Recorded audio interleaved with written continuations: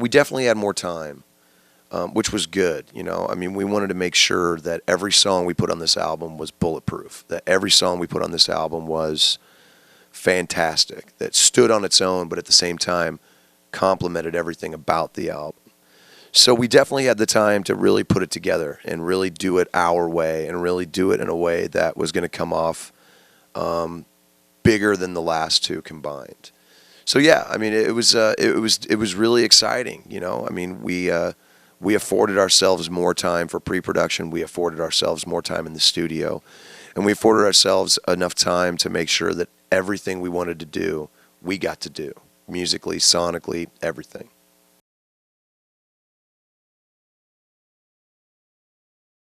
It's doing well. It's doing really well, and it's an album that's continuing to sell, which is really good. You know, I mean, it kind of shocked the system a little bit, but at the same time, I mean, that's what the best albums do. They stir things up. You know, if you're not willing to risk, then what the hell's the point, basically?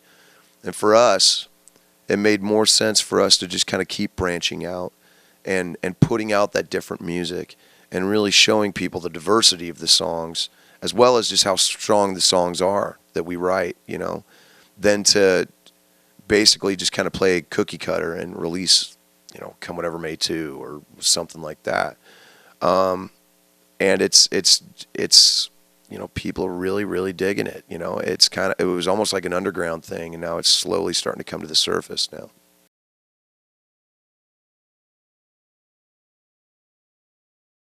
It's a great song. It's a great melody, and it's I mean, and just from a selfish point of view, I think it's a great topic. You know, it's about that positive, passionate love. You know, that you only find when you find that person who you were meant to be with. You know.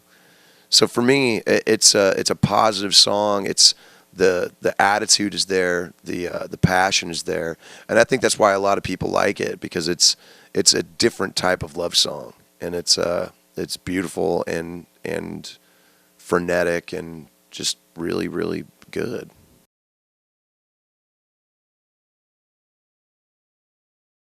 That song is basically about having the courage to walk away from a septic situation, basically, you know, and you know, it's really about the courage that it takes to step away from something, knowing that you're going to be on your own, and knowing that at the end of the day, it's better to be on your own to be with someone who is septic.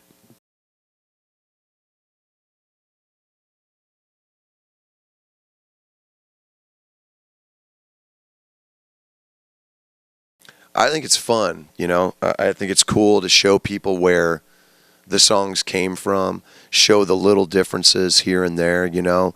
I think it's cool for our fans as well, you know, because they when they're diehards like our fans are, they go out of their way to find everything that we've ever done, you know. So for us, it was really cool to kind of put it up there for the fan club and really share it with the core fans who have been with us for such a long time.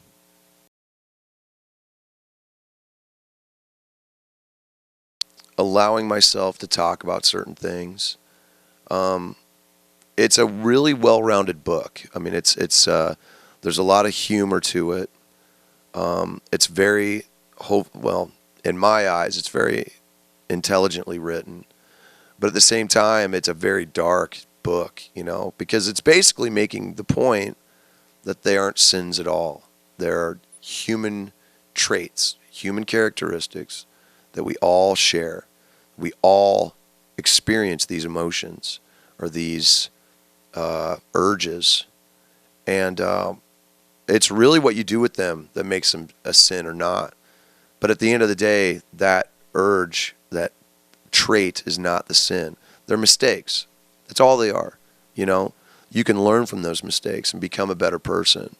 But labeling them as sins is kind of chicken shit to me. You know, it's offensive because basically you're saying that we're all born flawed. And to me, there's perfection in our imperfections. It's the way we roll. It's how we learn to live our lives and be better people.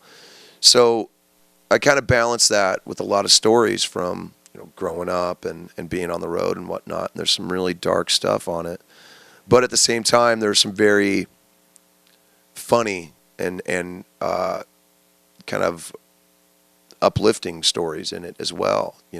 So to me, it really kind of hits on all cylinders. It's a really good, well-rounded book, and I just hope people really enjoy it.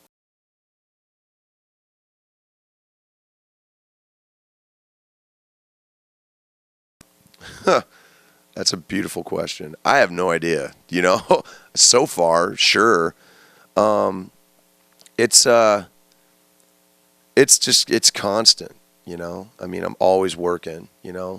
And if I'm not working with those two bands, me and my wife are working on 80 different projects at the same time. It all comes down to how important the work is, how important it is to be creative and get all these things out and accomplish your goals and live your dreams. And to me, it's been the only thing that's kept me going for this long. If I had been defeatist my whole life, I wouldn't be where I'm at. But I try to stay so positive and so driven that I make the time. At the end of the day, I make the time. I spend a lot of time away from home. I don't get to spend nearly as much time with my kids. But hopefully, when they get older, they can see that there's a lesson here as well. Is that if you drive yourself to live to your fullest potential and have the confidence and the courage to pursue a dream that you had since you were 9 years old, 10 years old, then you can accomplish anything. With a little luck, a little talent, and a lot of heart, you can have anything in the world. And hopefully I can balance the time away from my children with that lesson that I live for them, because they have that in them as well.